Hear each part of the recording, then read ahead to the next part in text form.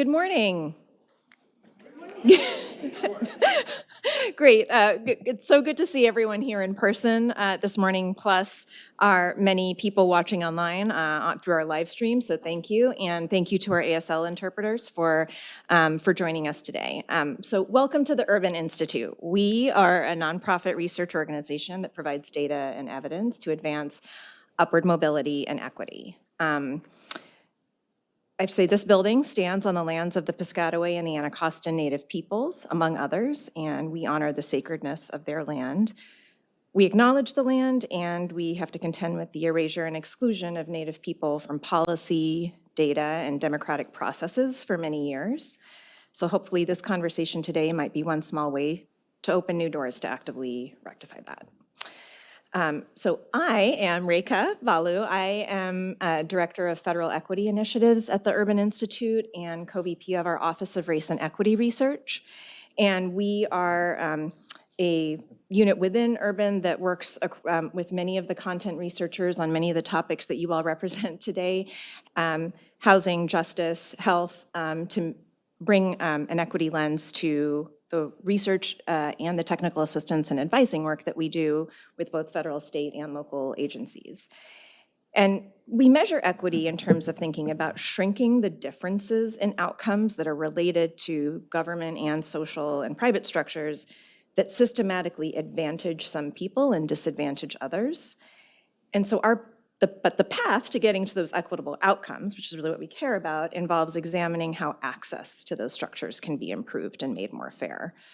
So my colleagues and I are delighted that you could join us today for this in-depth conversation on an overlooked part of that governing process that actually helps speak to this question of access, and that is how we can increase participation in the regulatory review process. So in the news, we get the chance, more often than not, to hear about new legislative proposals, like how advocates are pushing for bills to pass or not pass, how Congress debates or does not debate the relative merits and drawbacks of the ideas that are proposed. But legislation's just the beginning, right? It outlines what to do, it sets forth ideas and goals, and often without so much detail about how we're actually going to make and implement that change. So regulations are that next step, right? They're outlining the how. And so just think back to like the last federal government form you filled out. A regulation helped make that form either easy or hard to fill out. Or think back to the last time someone applied for a federal benefit or a federal loan. A federal rule or regulation determined who would be eligible for that or not, and what they would have to do in what order. And so in this way, regulation affects all of our lives, but often less visibly. So we hope that today, as with legislation, with more people's voices being heard and represented in developing regulations, that the more likely it is that their needs will be addressed. And so far, usually it's more organized groups who have been able to make their voices heard in this process. So today we're going to hear about how the White House and federal agency leaders who are part of this process of proposing and reviewing rules and regulations are reaching out to and hearing from the American public to demystify this process a little bit, and also to get better input and guidance on how regulations can be offering flexibility, can be decreasing bureaucracy and burden, and hopefully be more responsive. So to set the stage, I am so excited that you all are going to get to hear from my colleague, Heather Hahn, who led a study looking at how families experience government programs and what federal regulations can do or have done to ease the burden of that program participation. Then we'll have a little fireside chat with White House policy advisors at the Office of Information and Regulatory Affairs, affectionately known as OIRA. So we'll try not to overuse the acronym today, but if we do, that's what it means. And they'll be talking with us about new guidance that they released yesterday on how regulations and review can be reducing burden on families and others. Then we'll hear from policy leaders at two federal agencies on how they're working with the public. And then we are lucky enough to have the administrator of the Office of Information and Regulatory Affairs, Richard Reves, will join us to share reflections on how the office is kind of pursuing this process in a broader strategy. And then, most important, we're going to turn this whole conversation over to you, those of us who have joined us in person today, to talk about what it will take to actually make public participation and ultimately community engagement the norm in this regulatory review process. So please join me in welcoming my colleague, Heather.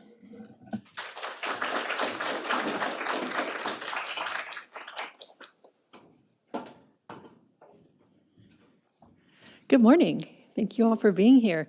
So I'm Heather Hahn. I'm going to share some of what we've been learning on customer service experiences and enrollment difficulties across the social safety net in our research. And this draws on both recent research and research we've done over the past decades. So just as a quick background, we know there are many federal programs that can help families meet their most basic needs. But accessing these programs often carries mandates, requirements, and administrative tasks that create burdens. And sometimes this is called the time tax. The OIRA report used that term. And it refers to not only the physical doing of the paperwork and the time that takes, but also the psychological toll that this process can take. Earlier this year, we published results from our Well-Being and Basic Needs survey and follow-up interviews with survey respondents. And we found that 55% of adults in families with low and moderate incomes, so those with incomes below 400% of the poverty level, 55% of them had applied for or participated in at least one of 7 core safety net programs in 2021. And those shares are even higher if we look specifically at people with the lowest incomes, people with disabilities, those who are Black, African American, Hispanic, or Latinx. And the programs that they were most engaged in were Medicaid, or the Children's Health Insurance Program, or the Supplemental Nutrition Assistance Program, or SNAP, which used to be called food stamps. So this really affects quite a large number and share of people.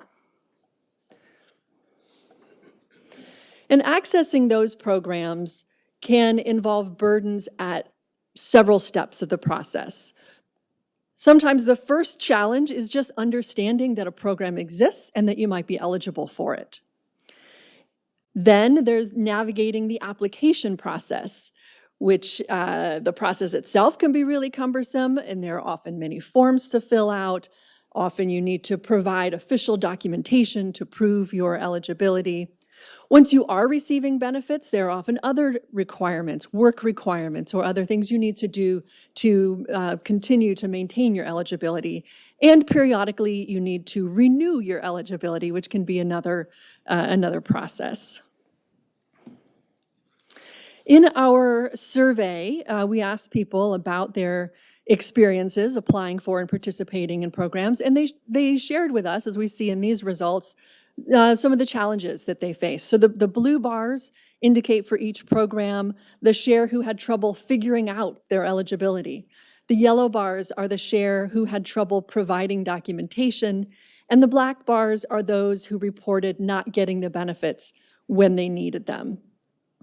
So anywhere, depending on the program, anywhere from 10 to 35% of the people who were seeking these programs experienced one of these difficulties.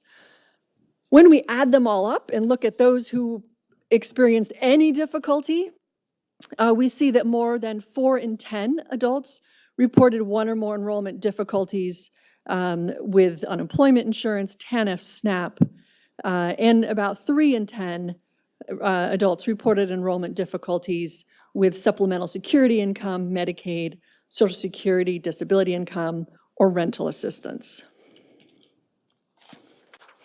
Now, these challenges can result just from the process itself, but why is the process so burdensome? The burdensome process isn't always necessary, and it often reflects some underlying assumptions that people who are seeking public benefits should need to prove their deservingness. And this is both literally proving that they're eligible, but in some cases, it's also proving that they're desperate enough to be willing to jump through all those hoops. So rather than having a human-centered design and making the process comfortable, there are a lot of little frictions along the way. The language is confusing, the process is confusing, the website's a little awkward. They're not getting answers or information that they need about how to do things or what's the application status. They might have to go to an office in person or not be able to go to an office in person or be available for an interview on the schedule that the agency determines. So rather than presumptive eligibility and assuming that people are doing things right, when we pay our taxes, there's always the threat we could have an audit, but most people, they trust that you're doing it right. But in applying for benefits, there's the upfront proof of the asset tests and extensive documentation. Sometimes in certain programs, you have to prove paternity of your children and sign over your rights to child support. So there's a lot of losing your power and autonomy and having people in your business when you are applying for the social safety net. And all of these narratives about deservingness create a stigma that itself adds to the cognitive burden of engaging in these processes. So consider if anyone has been lucky enough to purchase a house. Closing on a house involves reams of paperwork and a lot of legalese, but there's some positive agency around that. There's some respect and dignity in I'm buying this house. And it's a very different experience than going through reams of paperwork to apply for housing assistance. So we asked people about these experiences in that survey I mentioned and the follow-up interviews. And what this is showing that we see in the blue bars, the share of people who reported for each program that they never or only sometimes were treated with courtesy and respect during the process. And the yellow bars are the people who reported that the staff never or only sometimes gave the information or help that was needed. And so it ranges from 18% of customers seeking Medicaid reported that they were never or only sometimes treated with courtesy and respect, to 41% of people seeking TANF who had that experience, and almost 45% of people seeking unemployment insurance who reported that they felt that the staff never or only sometimes gave them the information that they were needed. And we found in our follow-up interviews that these negative experiences with public programs can have real impacts on people's immediate health, their emotional state, and their well-being. And the people that we talked with in these interviews also suggested ways that public programs could improve the customer service. So there are many ways to reduce burden, and I know the people in this room are the ones who are thinking a lot about this and have many ideas. The federal rules and guidance already allow states to ease access for many of these programs. Eliminating requirements for in-person interviews is an option for some programs in some states. Some states can promote electronic verification of eligibility so that people don't need to bring in the documentation, or renewals can actually happen automatically because the information is already electronically verified. You can have presumptive eligibility where you presume that someone is eligible, help them get those benefits that they need right away while you continue to process the application. And some states have been and are continuing to improve their public benefits access through revising their service delivery practices and processes, changing their policies, improving technology. And this is not a one and done. We've been working on this for decades. It's a continuous process of improvement. The federal government also has a role in continuing to remove unnecessary requirements, encourage adoption of the optional strategies, provide funding, focus, and leadership in this area, and test interventions. And again, I feel like the people in this room are really the ones who are actively engaged in these processes. And so among the people that we interviewed, again, we found that these experiences really do affect their well-being, And so improving the processes has the opportunity to improve their well-being.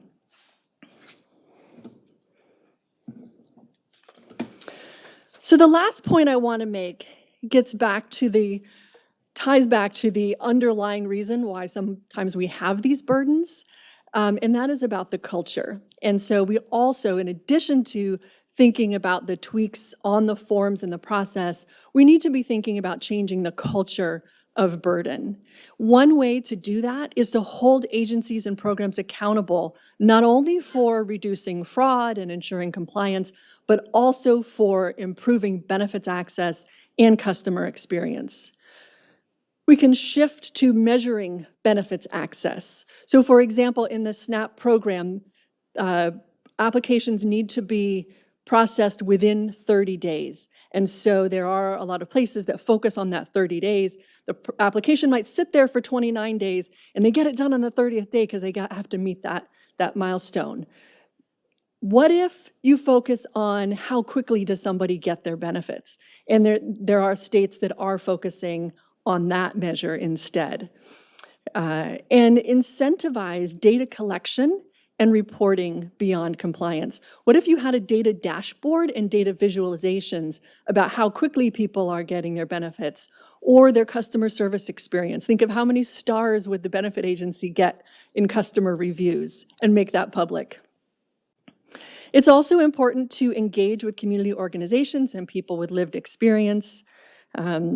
I have found those conversations with people engaging in these programs fascinating. One of the points that comes across often is that one size does not fit all. Some people really want that online access. Some people really need to go to the office and talk to somebody. And some people talked about how not only how confusing it is to apply for a single benefit, but confusion over how do these benefits interact with each other. If I get one, is the other one going to go down? Can I get both of these? So that also leads to the final bullet up here, which is creating public resources to help people understand the programs and the program interactions. Make it easier for them to know what they're eligible for, what the process is, and so forth. So this, I hope, sets the stage for today's conversation, and I look forward to engaging with you in learning and discussion this morning. Thank you.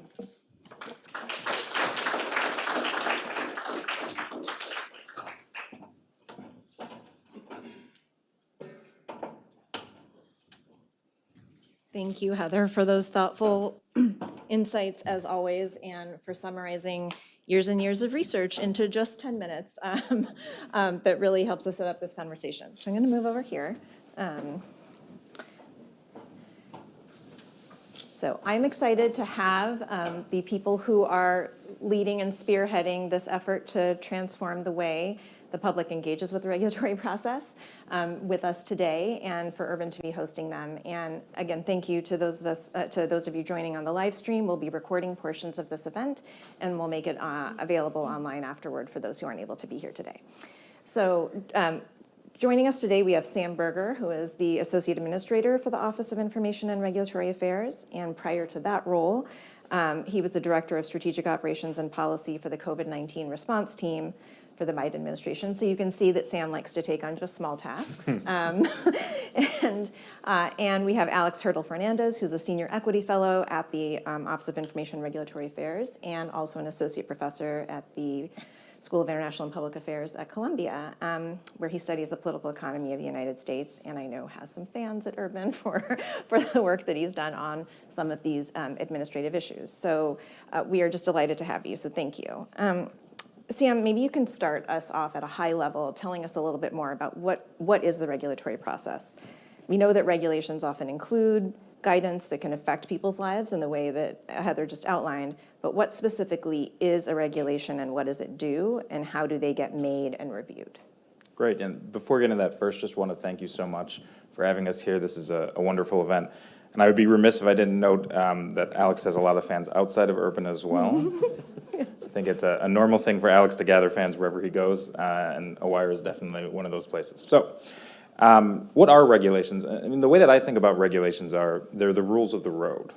They sort of set the context for how things go. I think Heather did a really great job talking about some of these steps. What kind of information do you need to provide to get a benefit? What's the default rule? When you go into a store, what are the standards for all the food to make sure it's safe? When you buy medicine, what are the standards there? Regulations are how we implement statutes, the president's vision, but it really is the context in which we operate. And that's why it's so important that we hear from folks, because if we're doing it right, the system should work. And when the system isn't working for folks, that means we're doing something wrong.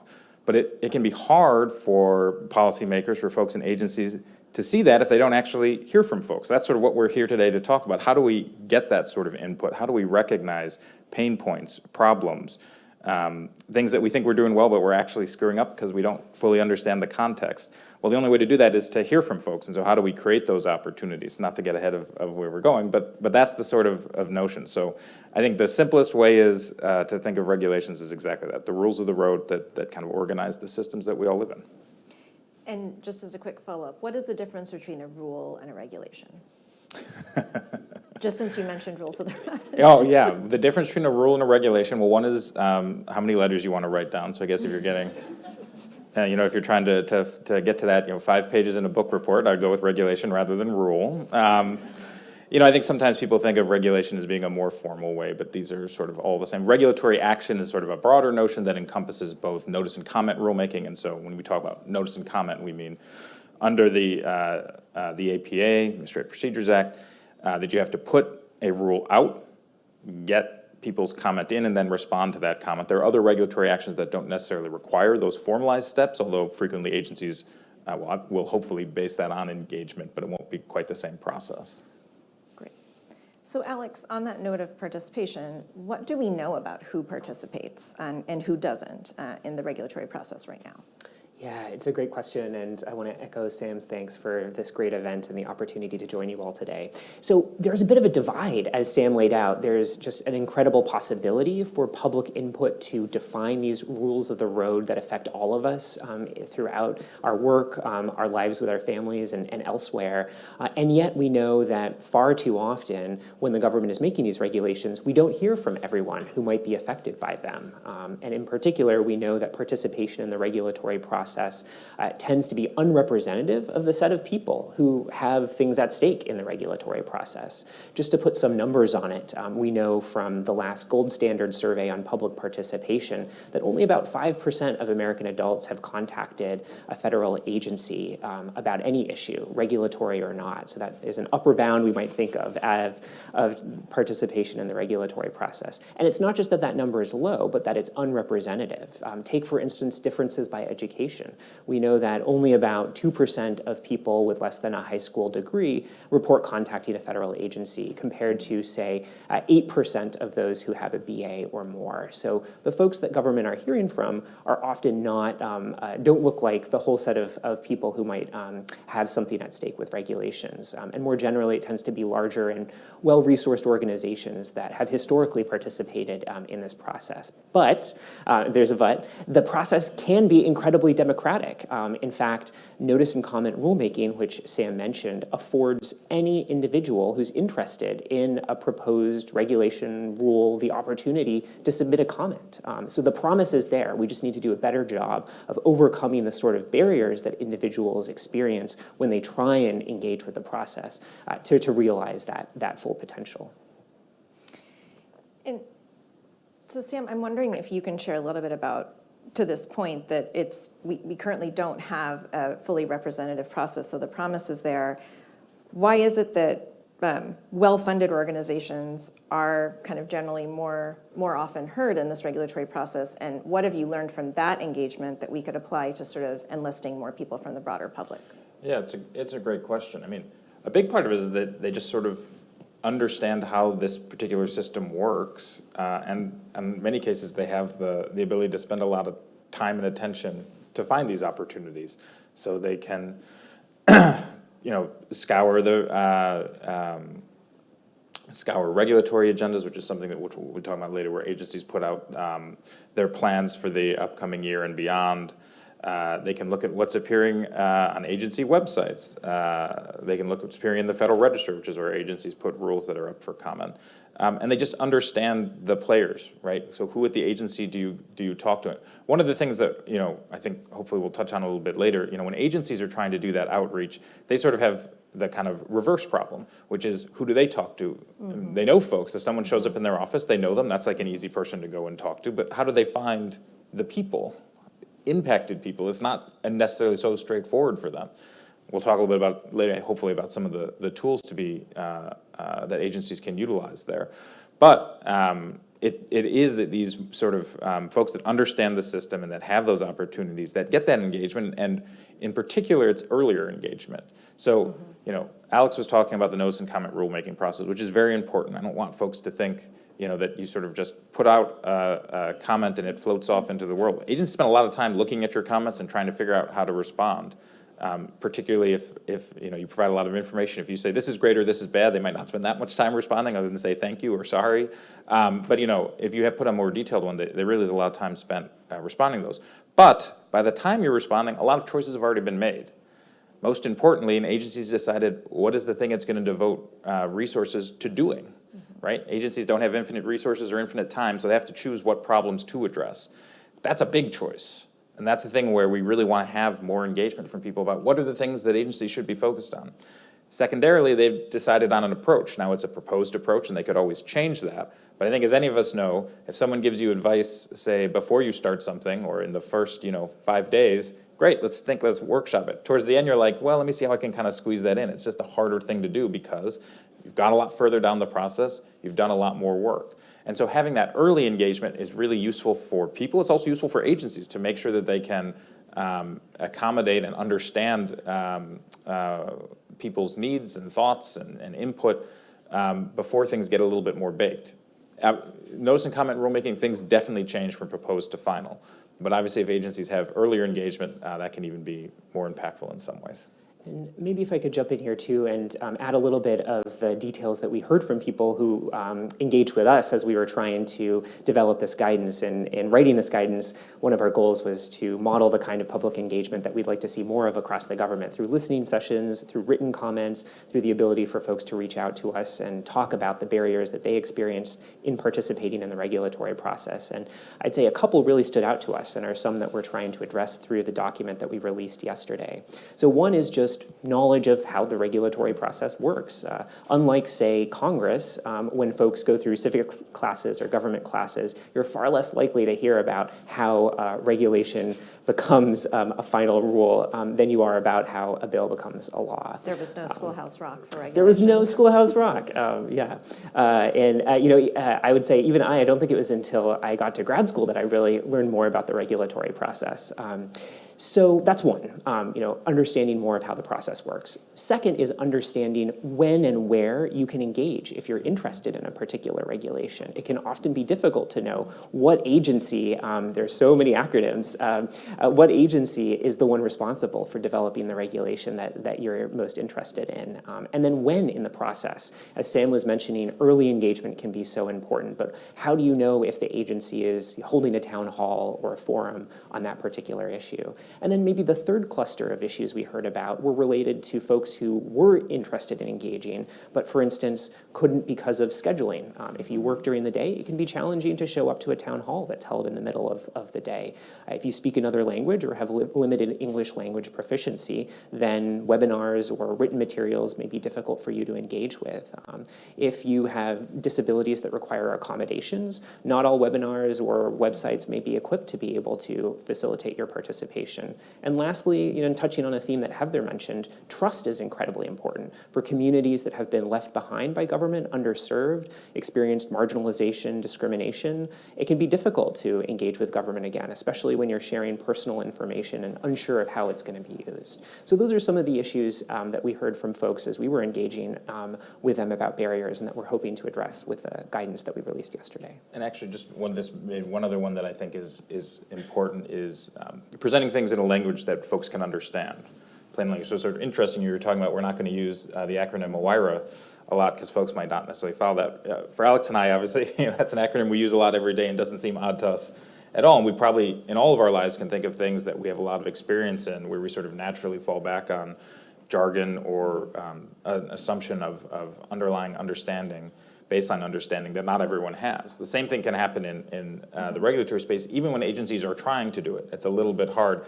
I sort of think about, if you've ever been to, say, the DMV or something like that, and someone's like, oh, you need to fill out, Form 26-5, and then go over to line F and get it stamped, and then you come back, and if you just, and you're like desperately trying to write it down because you have no idea what they're talking about. This is the world they live in. They're telling you like a very straightforward thing. Just fill out this form, go over there, come back, but you can't understand it, because you're not in that milieu, right? And so having agencies kind of take that step back and hear from folks to say, you think this makes sense? It does not.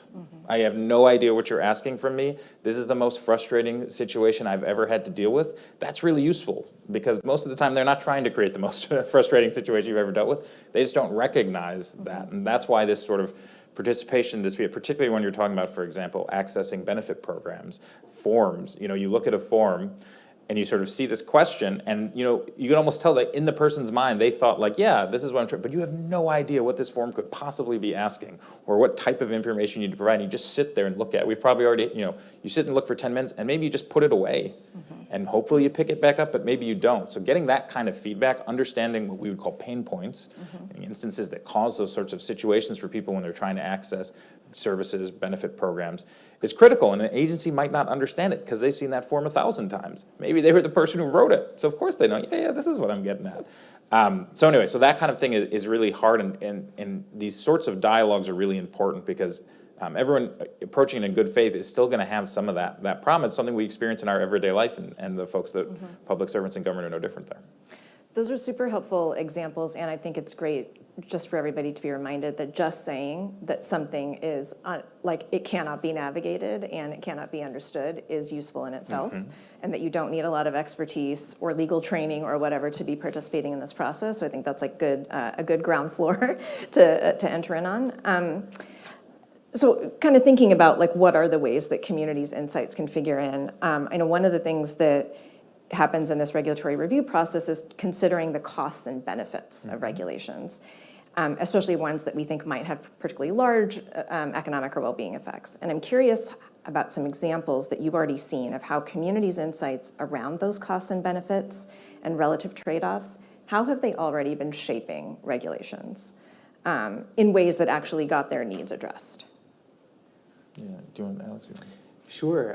So I think one place to start is with the burden reduction work that Heather was mentioning, and thinking about how we can take the insights from affected communities to change the way we administer benefit programs, to simplify the kinds of forms that people have to fill out that Sam was just describing, or the broader processes of proving eligibility or re-eligibility for a particular benefit that they depend on. And when you're thinking about the benefits and costs of a particular program, one thing we have been working very closely with agencies to do is to better account for the full range of potential costs that individuals might experience when they're going through the benefit process. Traditionally, when we've been thinking about reviewing forms at our office, in addition to regulations, our team reviews information collections, forms that go out to the public. We've focused on the number of hours that it takes to fill out the form, which can be important, but is only one part of the overall cost that individuals experience. And we're pushing and working with folks to take into account a broader set of measures that think about, for instance, the psychological burden, the stress, the anxiety of not being able to fill out that form, and describing that either using quantitative measures or qualitative insights from individuals' lived experiences, so that we can take that into account as we're assessing how a particular regulation might change the ways that people interact with government. So that's one example. And maybe a second example that I would point to are cases where there is a benefit or cost that is hard to put into dollars and cents, or hard to count, whether that's something related to equity or dignity, key values that this administration wants to be advancing through the regulatory process as articulated in a number of executive actions. When it comes to those concepts, it can be harder to put those in dollars and cents in the same way as wages or profits, but they're no less important. And that's where relying on the lived experiences of individuals, communicating to agencies about what this rule would do to them, it can be incredibly powerful. And doing that in a specific way that is that reflects those discrete experiences that individuals have. But would be curious, Sam, if you have more to add. Yeah, I mean, I think one of the things that I would stress is exactly what Alex was talking about in terms of lived experience. Agencies want to hear from you all. They want to understand the impacts of these regulations. They want them to help people. But it's very hard, so it's much easier for them to, for example, find published data, like they can go and they know where people tend to publish it, but they can't go and find your published experience. I mean, unless they were sort of scouring Facebook or things of that nature, but obviously that's not even going to really provide it. So you actually responding, having that kind of engagement is really important. But there's a challenge. How do they find you? How do you find them? Right? That is like one of the big issues here. And so that's partially, and we'll talk more, when we're talking about these sorts of strategies, these approaches, that's why we're putting that out there, because agencies want to do this, but how do they do it? And hopefully they'll do a better job of engaging with members of the public and getting that sort of feedback. And I think one of the interesting things, and Alex was sort of talking about this focus on the time that folks take beyond filling out the form. And this is something at OIRA that our career staff have been interested in for years, with the administration moving forward on things like on equity and customer service. They said, we have a great tool right here at OIRA. There, I did it again. We have a great tool here at the agency that Alex and I are at, where we look at these forms, where we have this engagement, and we think we should be asking agencies to do more, to think about that whole journey. Does someone have to go across town because they have to appear in person? As Alex said, what are the psychological costs? What's the frustration of filling something out for the 8th time, and the agency has it because you just mailed it to them a month ago, and so why are they asking for you again? So these sorts of things are really important, and I think there's a real interest and hunger within government, within the folks that are there, because obviously public servants get into this to do good, to have that kind of interaction, but there's a little bit of a challenge in figuring out just how, and that's partially what we're trying to do with the guidance that we're putting forward, making it easier for folks to understand the kind of tools that fellow agencies, and we'll get a chance to hear from some agencies that have been taking some innovative approaches, are doing, and so that they can kind of do the same and hopefully get that same wonderful feedback and have that inform the kind of decisions they're making, and therefore have better regulations, regulatory actions, create a better system as a result. Mm-hmm. So it's great to hear this idea that you've got a more expansive definition of cost as you guys are thinking through your cost-benefit analyses.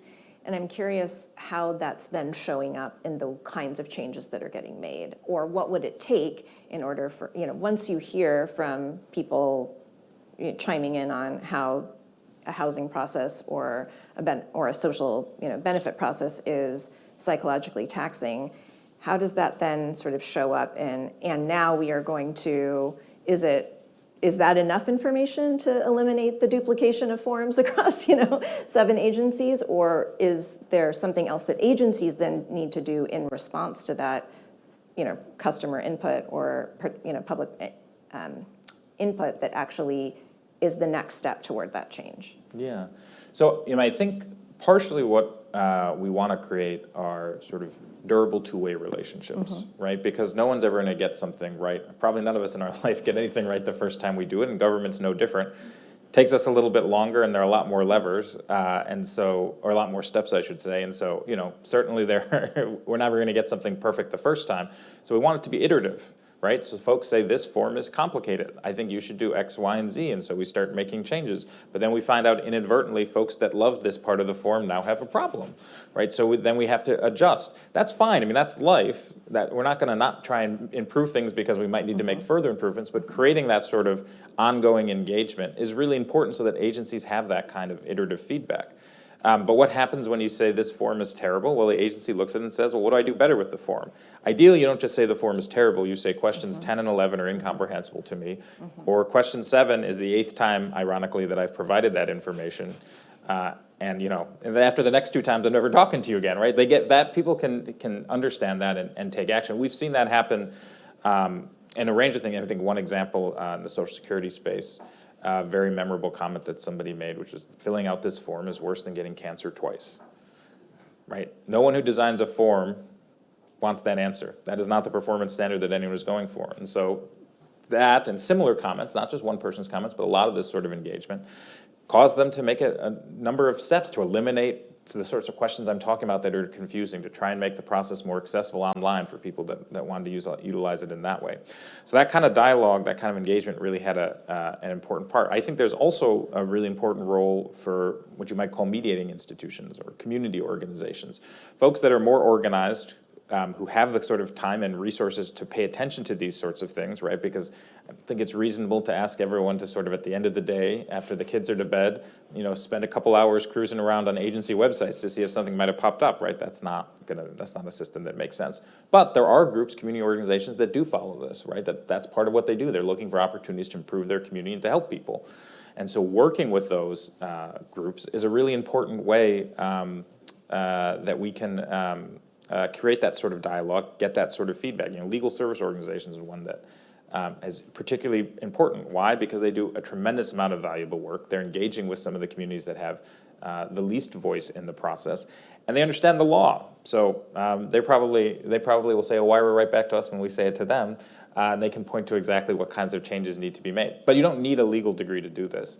Sharing the kind of feedback, and it is the agency's job to be able to take the information that you're providing and translate it into how you actually make improvements. That's what they're trying to do every day, right? In terms of thinking about how they change the various rules and standards and requirements that most people aren't familiar with because they're not experts, who are simply providing a need to address this problem, and they figure out how to do it. So there's definitely a responsibility on our side, but I think, hopefully, in putting this guidance out there, what we're saying is we're ready for that. Right? We want that information, and when we can get it, we're going to do our best to make changes that are responsive to it.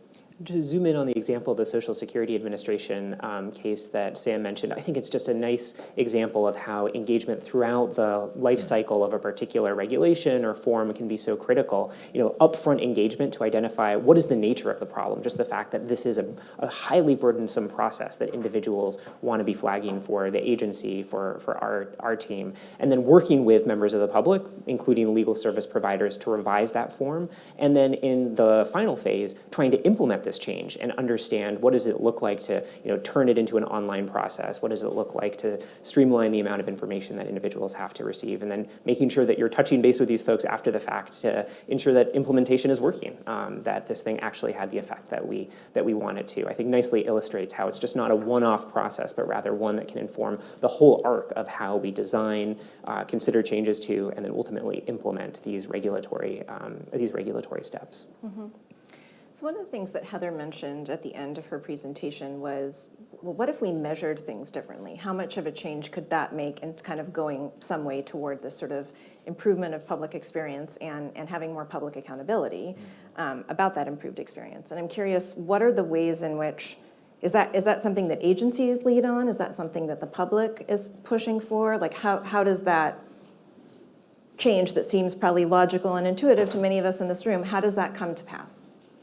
Yeah, I think it's engagement on both sides. There are obviously steps that agencies can take in thinking about what they measure. And I think, Heather talked about this, so creating a sort of culture of burden reduction.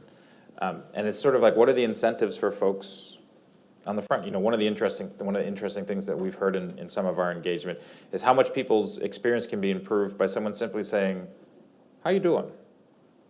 How's it going?"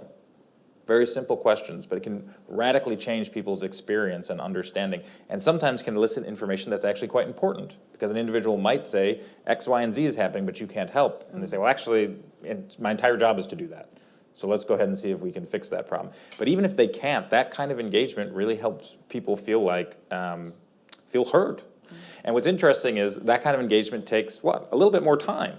So if we're saying, we want you to see as many people as possible, fix people's problems as quickly as possible. Well, seeing people for, 35 people for 2 minutes each might not be as useful as even going to 4 minutes and asking a couple questions. And so trying to understand that, but it's really getting this sort of customer experience, customer service model, right? That we are providing services to you all. That's our job. That's why you pay taxes, and that's what we're supposed to be doing. And so how do we think in that kind of context about the various steps that we're taking? Some of it can be data, some of it can be internal structures that we're creating. I think a lot of it is trying to hear from you all, trying to create opportunities for that sort of engagement. And then also creating opportunities to talk back to you about what it is that we heard. and the changes that we made, right? Because I very much understand this sort of feeling, and people shared this with Alex and I in our various listening sessions. It can kind of feel like you're shouting out in the void, right? You send off an email to an agency that's got 40,000 people. Does anyone read this email? What happens to it? If they read it, do they say, great, and then just delete it or move it into a folder that no one ever looks at, right? Government's not the only place where sometimes we feel like we might be shouting into the void, but we need to do a better job. We are going to be doing a better job of reflecting back to you that impact, because we know that your time is valuable. Right? We can't just say, hey, can you come talk to us for 5 hours, and maybe, we'll use 2 minutes of it at some point. And we're like, well, people say I have better things to do. And then we're going to lose out on that really valuable information. That's also a process, I think, that's going to have to be iterative, because we don't necessarily know what's helpful in terms of reflecting back to you. We might very well think we've just told you everything you need to know about this enormous change, and people say, I don't even understand the first thing you just told me. Like, it sounds like maybe something happened, but I don't know what it is. So I think there'll be growing pains, and it's a process, and agencies that are already engaged in that have found it. But as long as I think people are approaching it in a spirit of goodwill and making it iterative, then we'll keep getting better. And are we ever going to get perfect? No, but we can always keep striving to do more and more.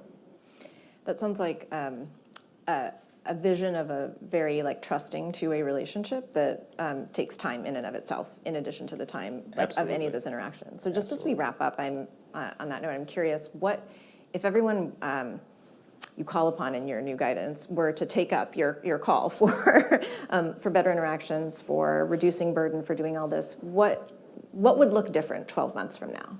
What would agencies be doing that's different from what they're doing now? What would community organizations, the general public, be doing differently than what's happening right now? Yeah, happy to start with some of the ideas and lifting up again some of the practices that we are underscoring and highlighting for agencies to experiment with, to see if they work, to see if they stick. One of them is making sure that agencies, when they're receiving feedback, report it back to the public in a timely way and share how that engagement ended up shaping a particular regulatory action. And that could be through blog posts, it could be through speeches, it could be through the beginning of the regulatory action that they publish in the Federal Register, but trying a range of methods to be able to close that feedback loop with the public. I'd say a second step is ensuring that more regulatory outreach materials are in plain language and available through a variety of different channels. That it's not enough to publish it in the Federal Register and assume that people will stumble on it as they are cruising the internet, but rather making sure that it's meeting people where they are, whether that's on social media, whether that's working through the kind of intermediary organizations that Sam mentioned, like worker organizations, parents groups, neighborhood associations, places where people already spend their times and have trusted relationships. And then I'd say a third strategy that we would like to see more widespread use of is leveraging the reach that agencies have across the country. Many of our agencies here have local, district, regional offices that oftentimes have those trusted relationships with the communities that they work with. The agricultural department has an office in every county in this country, and other departments do as well. So how do we leverage those kinds of ties that folks may have? On the community organization side, our hope is that more organizations that represent the kind of communities we're trying to reach understand the importance of the regulatory process and engage more regularly with us and come to expect and hold agencies accountable for these kind of new engagement techniques. Yeah, I think one thing I would just add too is, I think one thing you'll see is more and more agencies adopting successful practices that other agencies have utilized. So I don't want to, I think certainly there are places where we don't do as well in engagement, but there are agencies and offices within agencies and efforts that are quite successful. And the things that we're talking about are building off of those successes. So this is not so much OIRA, the agency. I didn't think of it. I've only hit 3. I think that was my limit. Then we have to leave. But the agency where we work, this isn't us coming to agencies and saying, you've never thought about participation, now we command you to do this. Rather, it's us saying, we've had a lot of conversations with you across the government, and we found circumstances in which you said, this has worked well. Have you thought about this? We'd love if other agencies considered this approach. Because it's also hard for agencies to talk to each other, right? Because they have big jobs they have to do, and they're doing everything they can to focus on that, to say, stop that. Why don't you come and find out what this other agency that has a totally different mission from you is doing and something that may be kind of relevant? They're like, well, that's great, but you really got to get this done. Part of our job is to have those conversations, to compile that all, to share it with agencies, and also to create what we call community of practice, engagement within agencies. I think one of the things that's been so gratifying is how excited agencies are to do more, to learn from each other, to build on their own successes and to share them. And so, what we see in the guidance that we put out and the efforts going forward reflects really a whole of government approach, a whole of government excitement to do as well as we can here.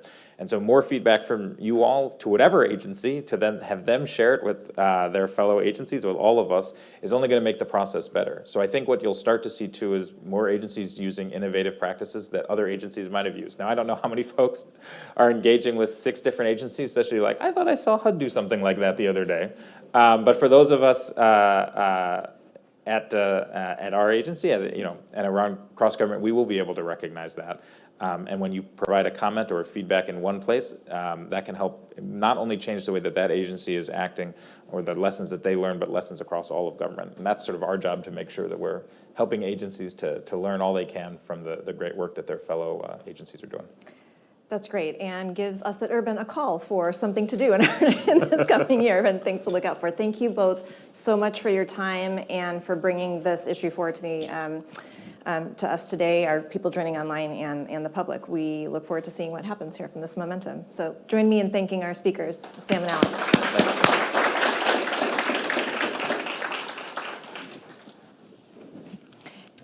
Absolutely, thank you. And now I'd like to welcome colleagues from the agencies who are doing some of this work that we'd like to replicate.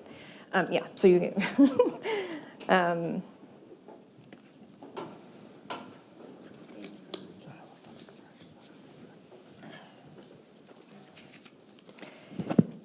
So today we have people from the from the Department of Housing and Urban Development and the Department of Transportation, and I'm excited to share with you some of the ideas and actions that they're taking and have had that we've had the chance to talk about a little bit before. And hopefully this will provide some grounding for the conversations that we'll be having later today as a group for those of us who are here in person. So David Gonzalez-Rice is a policy advisor at the U.S. Department of Housing and Urban Development, sometimes known as HUD. We will try not to use the acronym too much. And Dan Cohen is the Assistant General Counsel for Regulation at the Department of Transportation. So the lawyer in the room. Had to have at least one, yes. So they're going to be talking about how their respective agencies are increasing awareness and kind of bringing more transparency to their regulatory agendas. So David and Dan, thank you so much for being here. And David, let's start with you. At a high level, what is a regulatory agenda? Sure. And what is the housing and urban development regulatory agenda? Thank you, Rega. And I want to thank Urban for having me here today. I want to particularly thank you for arranging ASL interpretation. I have a son who is deaf and just finished first grade at the school on the Gallaudet campus. So I love seeing modeling the accessibility that our agencies and the government are continuing to live into, that need and that expectation. So thank you particular for that. I'm still learning about the regulatory agenda. It's been interesting to me since coming on board at HUD about 2 years ago. There's the formal published regulatory agenda across government where HUD has a number of items that you can find at regulations.gov. There's also kind of the conversations that we're having internally and the drafts that haven't made it to that point yet that our Office of Regulatory Affairs is tracking. So I sort of think about that lowercase r regulatory agenda and the conversations within the building as part of that. The mandates that flow into the regulatory agenda come from a few places. That includes acts of Congress that tell us, here's a new program, here's a new initiative, and then we have the job of writing regulations to implement it. We also have sort of the experience of staff in implementing programs, their conversations with stakeholders, past feedback over years or decades that we have this sort of body of knowledge of fixes and adjustments that we need to make. And then winnowing all of that out into an agenda involves, as Sam and Alex were saying before, judging which of those things are priorities and where we have windows of opportunity. So my boss, Secretary Fudge, has identified one of her legacy priorities, she frequently reminds us, is that our programs should be easier to navigate so that they reach the people who need them most. So for us, as we think about some of the things we're talking about today, we want to be sure that we're factoring into our prioritization of rulemaking and the regulatory agenda. Lived experience, some of the issues that are more difficult to quantify, like psychological burden, like stigma, like the experiences of people who just didn't know that there was a HUD program available, and so we don't have any record of it. And that's a place where public engagement can be particularly helpful. And on that note, I know that you all are working to sort of formalize some ways to encourage public engagement or public participation to actually inform some of this rulemaking. And I'm curious, what are some examples of those sort of processes or approaches to engagement that, with that focus on centering people with lived experience, how is that then showing up? Yeah. I'll mention a few things. So our Office of Public Engagement, and I'll credit Dr. Ruth Jones-Nichols, who heads up that office in our administration. They've been very intentional about engaging with tenant leaders, tenant leader organizations, people who are using HUD programs. Next week, as part of a number of actions the administration's announcing, our Deputy Secretary will be convening another conversation with some of those tenant leader groups, so watch for those announcements early next week. So we have a kind of an agenda being built in partnership with some of these groups to set topics and formats that are kind of mutually agreed upon, and we're doing that at the level of the Secretary's office and Deputy Secretary's office, and also in our field and regional offices around the country. A lot of our program offices have mandates to assess their programs, including by engaging with stakeholders and beneficiaries, and they may do that in isolation or do it thinking about the program that they run. And what our Office of Public Engagement is trying to do is to make sure that we're doing that in coordination across offices, so that if in talking with national tenant leaders groups here in DC with the Secretary at the table, people raise interconnected things they experience across a number of our programs and other government programs, right? We're able to take that information, digest it, and factor it into our plans and our efforts, and it doesn't just kind of stay within, you know, the one program office who had set the table and asked about things that they're directly responsible for. I'll mention a couple of other things. This is a small step, but I think it's important. Our office of that handles the regulatory agenda has prepared to kind of consolidate and present right on HUD's landing page information about the rulemaking process, where there are live opportunities to comment. So again, as we've heard earlier, kind of trolling around regulations.gov or various agency websites to see whether they've posted a notice for comment today is difficult. So we're going to start by kind of setting up a clearinghouse within HUD as one step. So we're hoping to roll that out within the next couple of months. And the last kind of formalizing thing I'll mention, you know, we've had an opportunity, the conversations that Alex and Sam have set up across the agency and some of the draft guidance that they've invited us to review, got us started conversations internally among Office of Public Affairs, Regulatory Office, our Office of Policy Development and Research, where some of my geekiest friends are, to start talking, right? Let's start talking now before we actually have to formally respond to this guidance.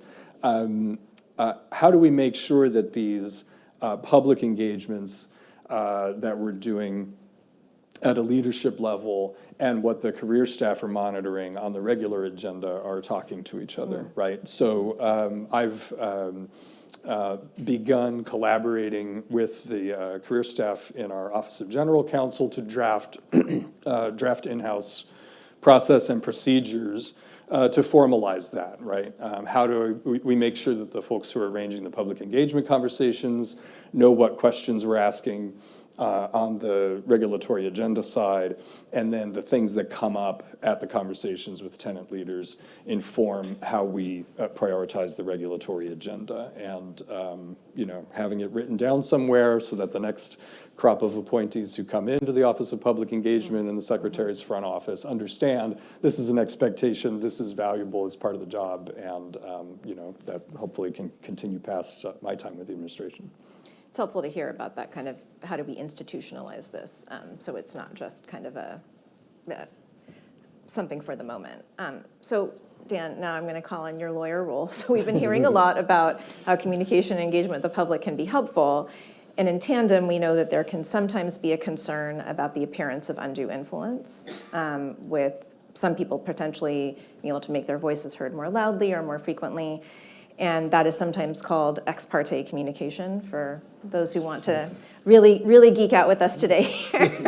So there'll be some competition for geeking out with the research teams.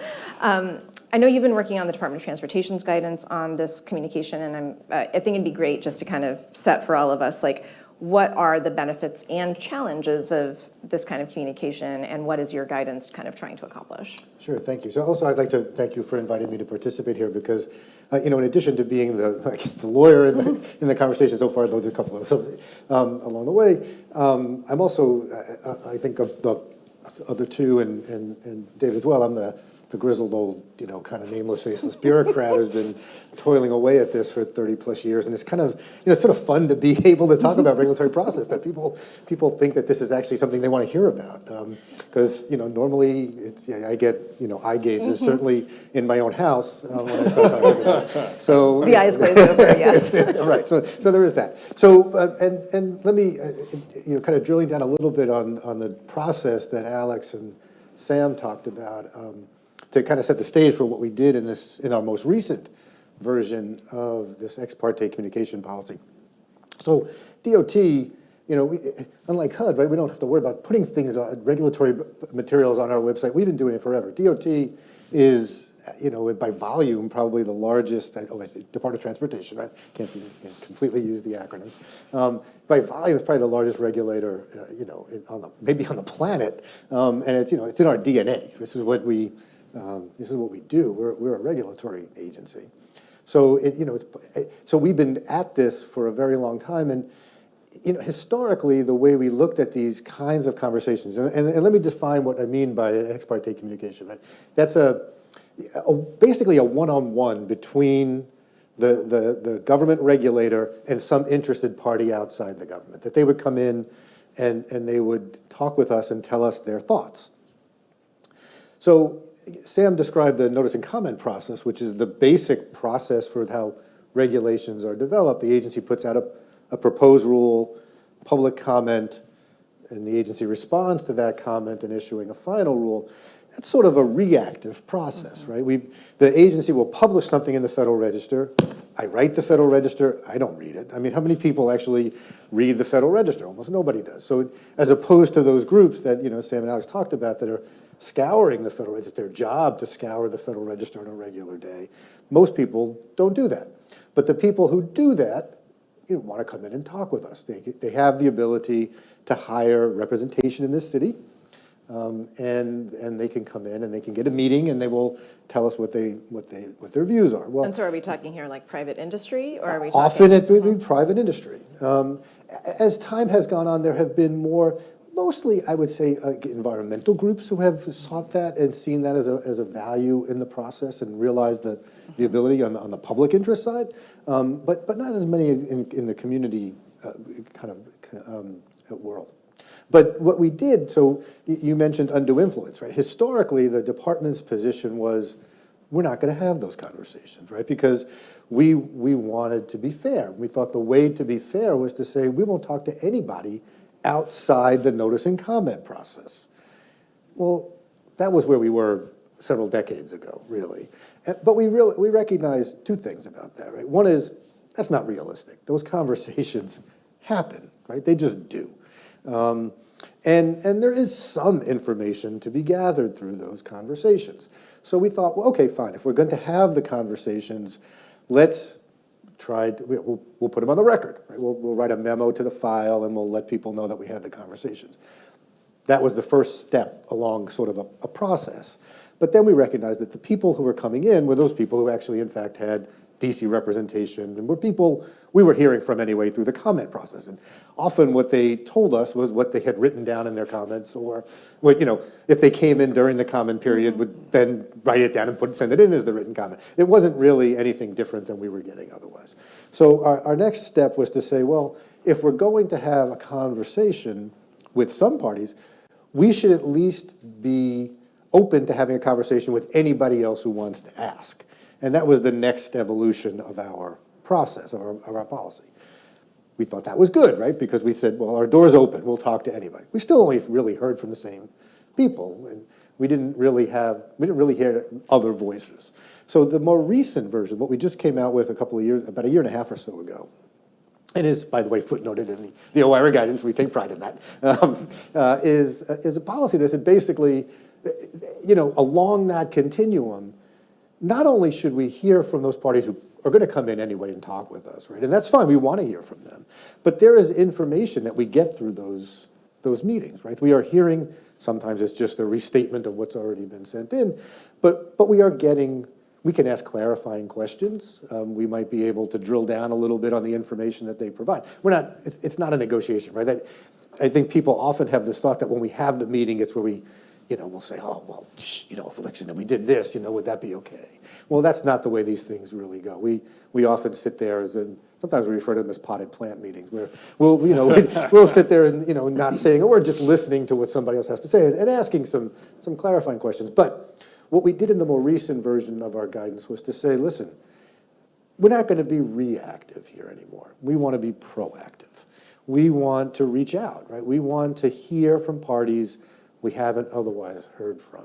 So we've evolved from we don't want to have any of these conversations to now we really want to have these conversations, and we want everyone involved in them.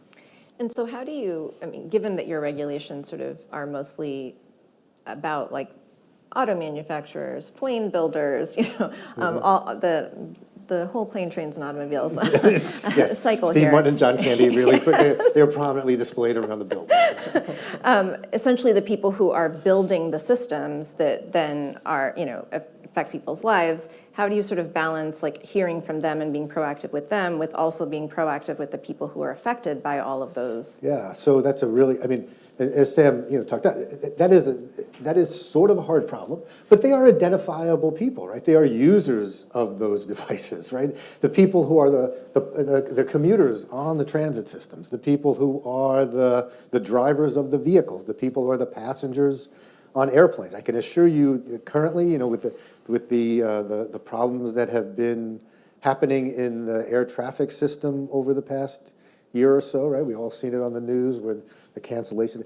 We have there is a complaint database that's operated through a different division within the General Counsel's office.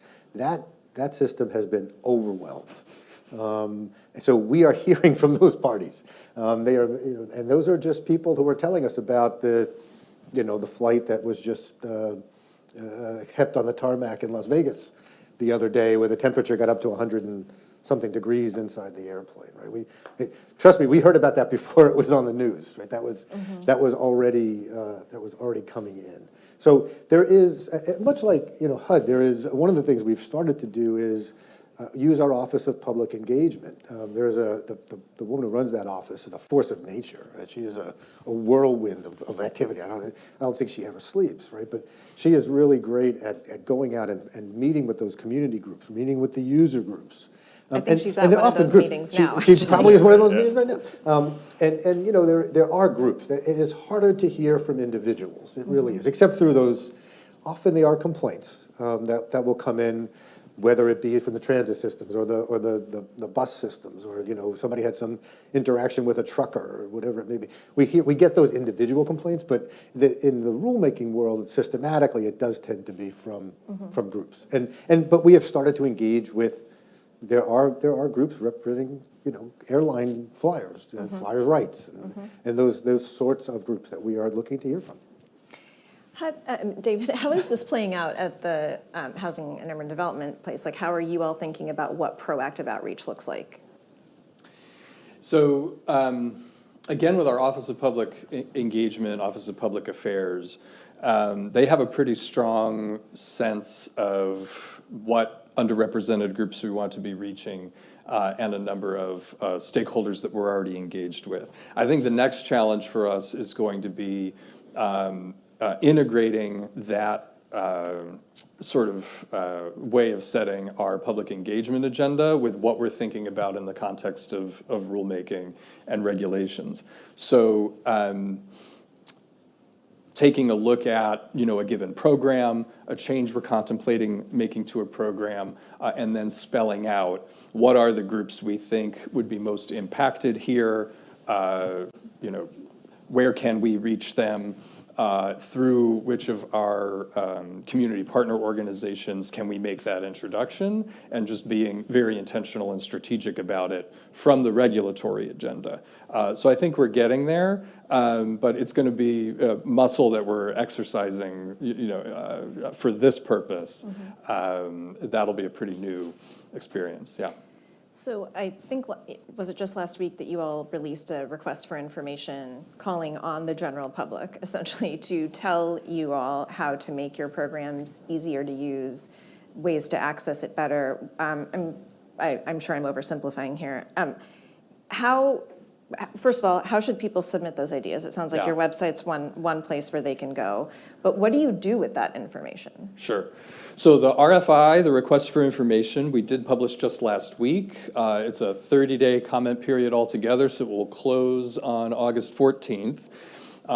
And we are, in a pretty open-ended way, requesting information from the public, comment about friction points, burden, the kinds of things we heard from Heather about this morning in accessing HUD's programs. We're particularly focused on the experiences of underserved communities. I think a lot about language access, limited English proficiency, accessibility and disability rights, but we're really soliciting information about underserved communities in general.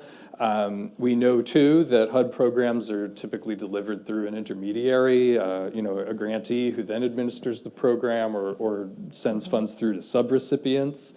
So we do want to hear as well about where requirements are kind of layered on to meet state or local law, or just an organization's own quality measures, policies, and procedures. I think we have a press release that announced this that kind of frames the request for information, and I find more plain language than if you go straight to the request for information itself. So would encourage you to look for the press release from last week, and of course the notice is up on regulations.gov. Thinking about what kinds of information are really helpful, I want to go back to psychological burden, stigma, the qualitative pieces that are harder for my colleagues within housing and urban development to quantify and kind of get a handle on. So the value for us in having some of those narratives is we may know in the abstract the vital importance of making this particular experience less painful for someone, but I may have numbers on how many minutes it takes a staff person at a public housing agency to meet that need. And weighting those two against each other, the more information I have from public accounts, from lived experience, the better that will inform our considerations within HUD. So, we're looking to colleagues in the research community and other places to help us better quantify so we can do that exercise better, but we're going to start now. And then you asked about how we're going to use this information. We really are taking this particular notice request for comment as an opportunity to convene cross-office conversations in-house and kind of kick off our own effort, build that muscle, our culture of burden reduction within the department. So we're going to be looking across office. By default, what would happen is our Office of General Counsel would get these comments back and route them to the program office to which they were most relevant. What we're going to do beyond default is set the table with representatives of those offices, partner with our Office of Policy Development and Research to kind of winnow through them and look for common themes, things that might be surprising to us, and opportunities to pursue changes that really will have an impact across more of our programs rather than just within a given program. So I would encourage you, if you have interest in participating in that comment period right now, it's particularly valuable to us at this stage. It's helpful to hear that you all are thinking about this as like being a way to make kind of broader strategic and kind of cross-program improvements. And I think sometimes for individuals who are applying for a voucher or have been waiting a long time for that voucher to come through for them, it feels like it's one program, and that they're going to have to go through all of this explaining of their experience all over again for another program. So yeah, I'm curious how you are thinking of also, I think to a point that Sam and Alex made earlier, like how are you then sharing back with the public, if you've thought that far ahead, about what those improvements or how their stories ended up changing things across more than just one program? Yeah, we have a couple of vehicles where we're going to spotlight some of this work. So again, out of our Office of Policy Development and Research, they do quarterly updates. They have a great blog called The Edge, which I'd encourage people to take a look at, where we highlight some of our research and work. So we've talked about, or we're planning to use that vehicle. And then our Office of Public Engagement stands up a regular stakeholder meeting every 2 weeks. So I'll be joining them in a week or so, I think, to talk about the RFI, and then we'll be coming back on those calls over time to let people know what we've learned and what we're doing. That's great. I know top of mind, I think, for not only Department of Transportation, but other agencies that were implicated in the bipartisan infrastructure law is, gosh, this is about changing a lot of communities, improving services in a lot of communities, and potentially affecting a lot of populations. And I can imagine that can sort of feel overwhelming, like where do you start with the proactive outreach? So I'm curious how the department has been thinking about like approaching that sort of systematically, if you've got a set of like priorities or priority populations or topics that you all are trying to explore. Yeah, a couple of things. We're having this conversation, and as I'm listening to David, I'm looking out the window. Yes. And, there is an interstate highway out there, right, which, there's a traffic jam. And that interstate highway, it really defined the development of Southeast Washington, D.C., right? I mean, that interstate highway, right, bisected sort of leafy townhouse streets on Capitol Hill from nothing on the other side. And the differentiation was that highway, right? For many, many, many, many years, right? My office is now down in the Navy Yard, and it's a beautiful place to be now, but it wasn't until DOT. When DOT first moved down there, it was nothing going on down there. And between, I would say, DOT and the baseball stadium, that really kind of revitalized that area. Now, some people could say that revitalization was actually pushing out people who lived there too, right? So there were pros and cons of that. So the bipartisan infrastructure law is really, and we keep touting it as a generational opportunity to really think through those sorts of actions now before we take them, and maybe even have the opportunity to fix some of those things. So two things I would mention, and I would start by saying that this is not completely my world either. So right, because that's more on the funding side than the regulatory side. But so two things. One, when the department started its implementation of the bipartisan infrastructure law, from a senior level, there was direction that went out that said, we want to incorporate into our funding opportunity announcements, the things that we're going to provide money to do under this law, a whole bunch of concepts involved with equity, public outreach and participation, trying to fix those problems. And those are the kinds of applications when they come in that we're going to prioritize for funding.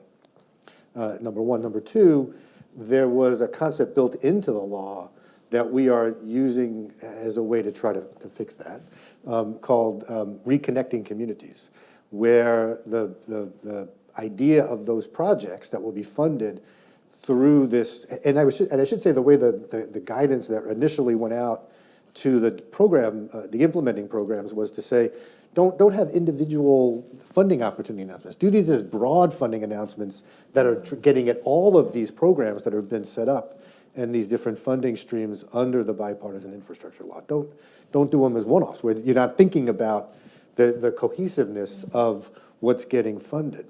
But also look in terms of reconnecting communities, can you sync that, right? Does that have to, and can you build a park, right? Or can there be a way to make sure that there is that interconnectivity, and to ensure that you can make sure that those projects are being funded, reach out to those communities where those projects would occur, and ensure that the parties who are doing that work are engaging in that when they submit their applications.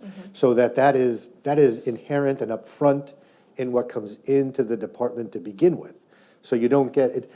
A lot of the planning that went into that highway and similars, similar kind of roads all around the country, was really about moving people. It wasn't really from place to place. It really wasn't thinking about where the road was actually being sited. And the idea now is to try to avoid that, right? To try to be comprehensive, build, fix what you can in terms of doing that. Don't worry so much about building new capacity as it is trying to fix what's there, and then also trying to alleviate.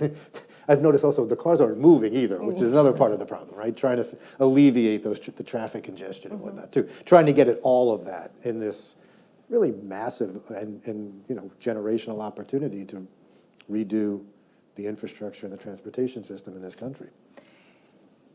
It's helpful to hear you talk about something so big and kind of foundational, and that there also is, in that also creates an invitation to people to offer their reflections on what they think could be helpful, since they're the people who are living in those communities. I think sometimes the notice of comment or the request for information process makes things seem very specific and narrow. And hearing you talk about how, well, there could be broad funding announcements, but then that also creates opportunity for broad comment opportunities. Because people live in a series of connected systems. They don't just live in single programs. So that's really helpful to hear that that's how the department's thinking about it. So just as we wrap up, I'm curious if you have, we've heard sort of different examples here, like at Housing and Urban Development, you're supporting and hoping to hear from the households, families, individuals who you house and support. And you're at transportation sort of hearing from this broad swath of people who have very different interests. And so it'd be great to kind of hear what is this, how does this public participation process unfold in ways that reflect those kind of agency-specific needs, but that also is conveying to the public that there is a kind of federal process and invitation of the sort that Alex and Sam were describing? Well, thanks for that question. Let me say that, to talk again about our request for information as an opportunity that's currently on the table, but generally in our engagements with stakeholders and in communities. When I'm at the table next door meeting with a city council or a mayor or a community group that's come up to the secretary's office for a meeting with us, I often find myself saying a version of the same thing, that it's important to know that there's a difference between legislation and statute that agencies like mine don't have control over, and regulations that we do have control over. That said, right, that's the kind of the managing expectations of what can come from this conversation note. That said, we do talk with our colleagues over on the Hill, with our authorizers and our appropriators, about where legislative fixes are needed to make our programs work better, help our staff live into the mission of our agency. So in responding to a comment or working with stakeholders and beneficiaries of our programs to come and give comment, I'd say we don't want to overthink it, right? Right now, we're having this cross-office conversation through OIRA and the conversations that they're setting up between agencies. We're talking with our colleagues at other departments like Social Security about, the experience that a household has when they have to go to the Social Security office to get their income paperwork and then come back over to the public housing agency to establish eligibility. Particularly now, tell us about the whole journey, tell us about the whole experience, and we've got kind of interest and will and a team to parse through that and look for the opportunities to act. Wonderful. So I would say for us, our job is to ensure that we have the safest, most efficient transportation system in the world. And our mantra is, safety is our North Star. So when we are seeking input from any party, it's really towards that goal. But the outcome of our failure is catastrophic potentially for people's lives. And so, we try to ensure that we are not going to fail. Sorry about that.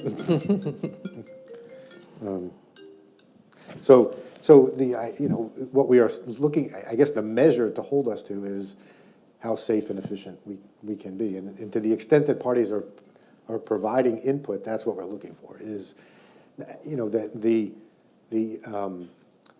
anecdote is interesting, but as Sam pointed out earlier, what we really need is solid information, right? What we're looking for is the detail of how does this system work. If when we hear from on the manufacturer side, it'll cost us this to put in this safety device, or we don't think this will work, particularly well. It's really great to hear the other side. Like, this safety device would enhance lives, right? Would make people safer, and there's a value to that, and how do we value it, right? And having that information is incredibly important, and it's essential for our process. Thank you so much. These examples have been, I think, really helpful in grounding what it is that the public can be talking to you about and weighing in on. You're both going to be able to stick around for our conversation afterwards, so I encourage everybody here to reach out, talk, ask, share those stories and detail that they just asked for. But for the moment, for everybody online and here, please join me in thanking David and Dan for being with us today.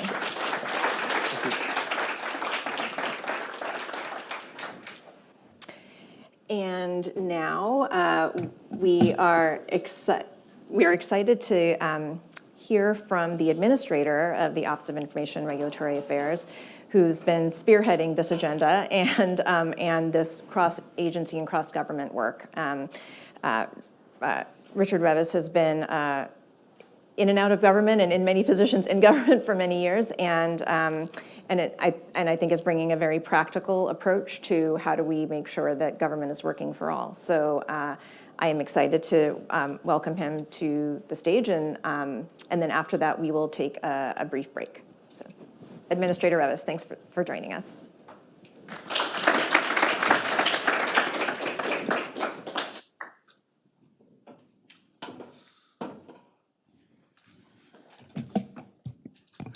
Good morning.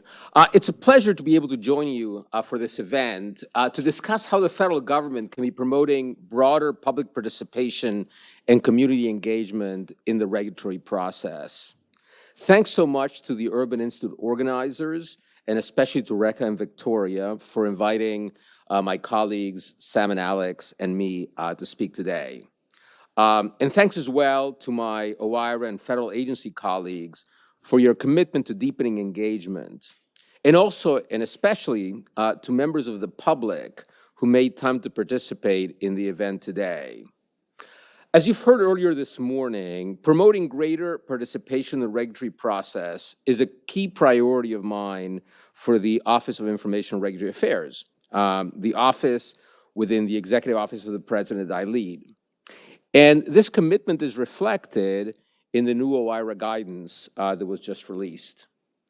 I'm proud of the guidance, and I hope you not only read the document, but also think about ways that you can take advantage of the new opportunities created by the guidance for deepening engagement with federal agencies around the development of regulation. This guidance reflects how our team is implementing key charges from the President, including those related to modernizing regulatory review, advancing racial justice and equity, improving customer experience for federal programs, and rebuilding trust in the federal government. You've already heard from Sam and Alex, from my team, about the specifics of our new guidance. I want to spend a few minutes on the bigger picture, how public engagement advances our work at OIRA and across the administration. OIRA is responsible for coordinating review of federal regulations and government forms.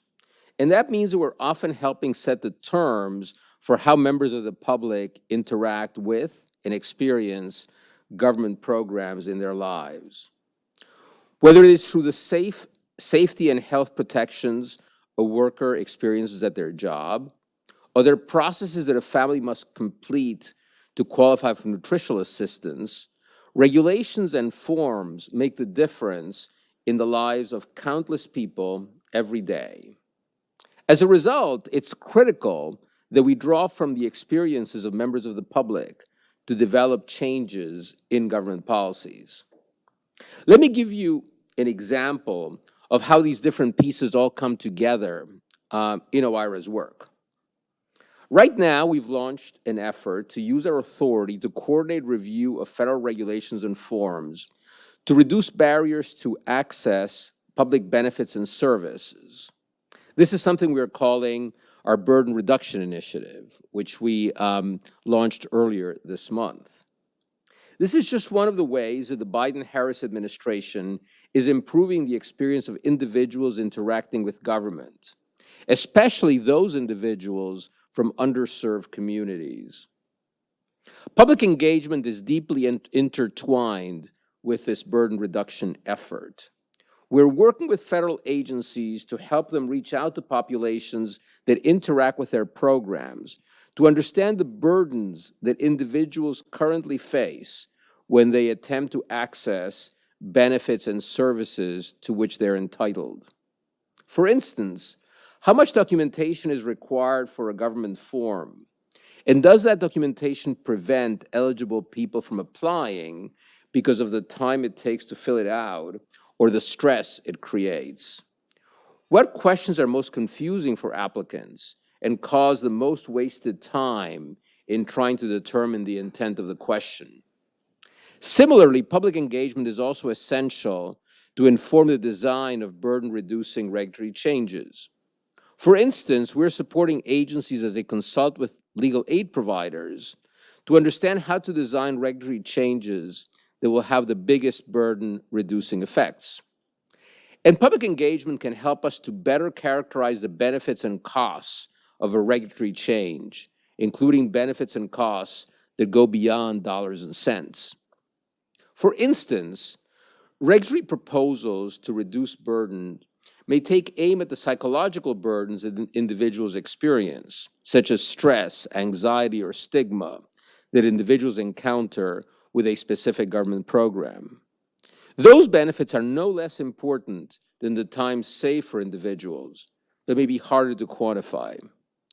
Drawing from the lived experiences of individuals interacting with the program can help better capture the qualitative dimensions of these benefits. In a similar vein, public engagement can help identify the different segments of society who might experience outsized costs or benefits, and therefore merit attention in a distributional analysis that breaks out the impact of regulation on specific groups. And this is an initiative that we're also pursuing as part of our effort to update Circular A4, which is the OMB guidance to agencies on how they have to perform the regulatory impact analyses required by Executive Order 12866.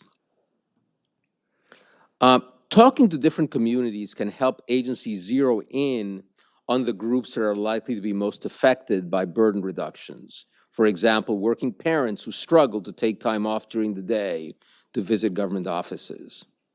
These are exactly the steps to better capture the impacts of regulations that the President called on OIRA to do as part of the presidential memorandum and executive order, both entitled Modernizing Regulatory Review.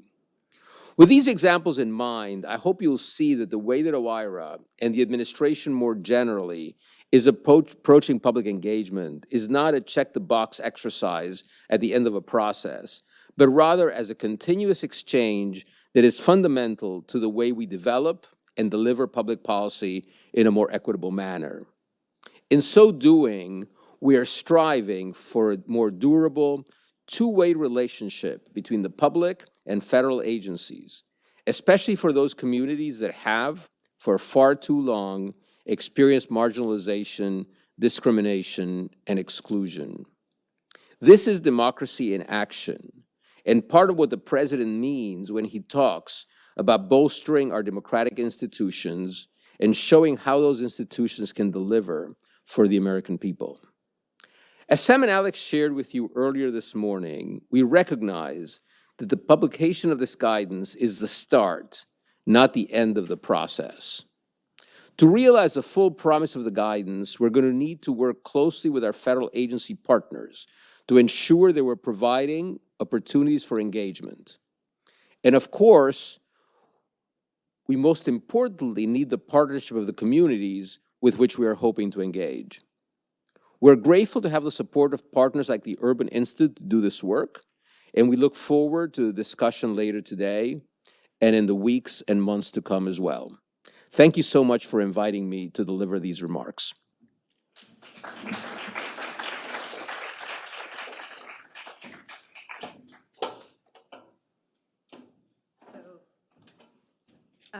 By now, hopefully, we have a good sense of what the regulatory process is for those of us who weren't sure when we arrived this morning. And I think we've heard some really great examples that can get ideas flowing for the conversation to come. So we're going to take a 10-minute break now. And then those of us who are here in person will reconvene, and we'll have facilitated discussions at these various tables. And I'll share a little bit more about what that will be like when we get back together. Thank you for our viewers online who've joined us. We look forward to hearing from you, and after the event, we will also send out links to all of the various guidance documents, calls for comment, et cetera, that were mentioned by the various speakers today. Thank you so much. See you shortly.